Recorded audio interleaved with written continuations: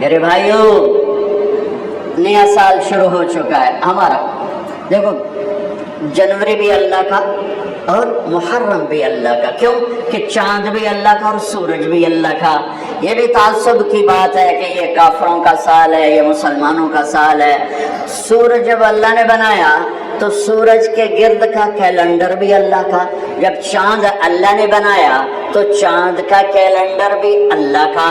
جب سورج اللہ کا ہے اور چاند اللہ کا ہے تو یہ سال ہو یا وہ سال ہو دونوں ہی اللہ کے ہیں. تقسیم ہے. اللہ نے اپنے محبوب کی امت کو چاند کے گرد گھمایا اور باقیوں کو سورج کے گرد گھمایا. لِتَعْلَمُوا عَدَدَ السِّنِينَ وَالْحِسَابَ, تاکہ تم سال اور مہینوں کا حساب کر سکو.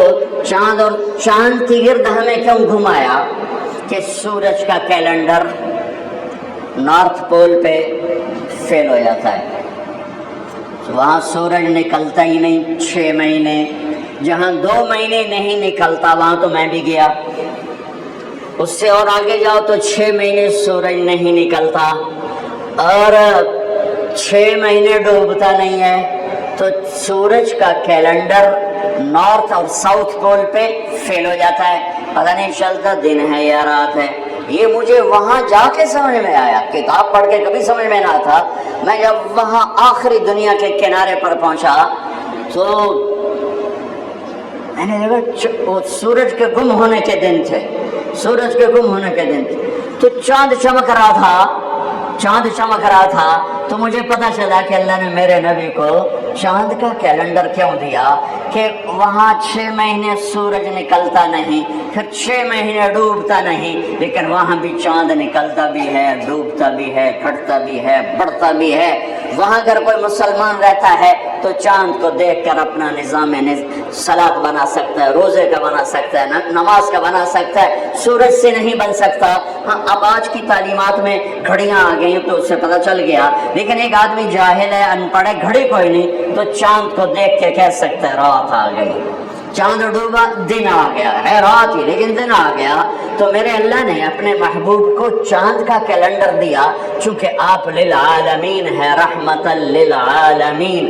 تو اس کا تقاضا یہ تھا کہ دنیا کے جس خطے میں میرے نبی کا امتی موجود ہو اس کو نماز کے ٹائم کا پتہ ہو, اسے کیلنڈر کا پتہ ہو, روزے کا پتہ ہو. اس لیے چاند کے گرد گھمایا ہے. ہمارا نیا سال ہے, وہ بھی ہمارا ہے, یہ بھی ہمارا ہے. یہ تعصب کی بات ہے, وہ کافروں کا سال, یہ مسلمانوں کا سال.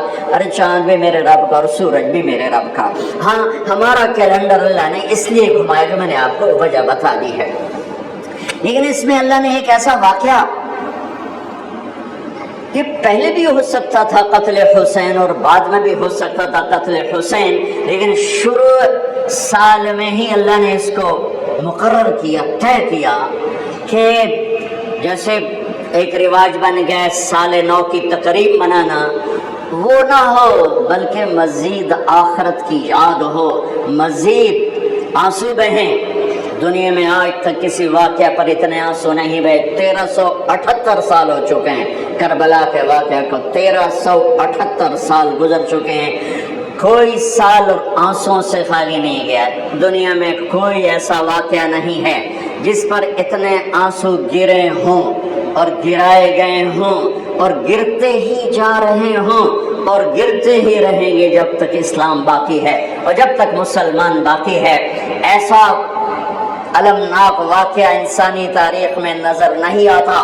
جو لکھی ہوئی ہے, جو لکھی ہوئی ہے, لکھی ہوئی کی بات بتا رہا ہوں, اور میرا خیال ہے جو نہیں لکھی اس میں بھی کوئی نہیں ہوگا, چونکہ انسانی تاریخ میں کسی نبی کی نسل ایسے ذبح نہیں ہوئی جیسے میرے نبی کی نسل ذبح ہو. نبی بھی راج دلارا, نبی بھی حبیب, نبی بھی لاڈلا,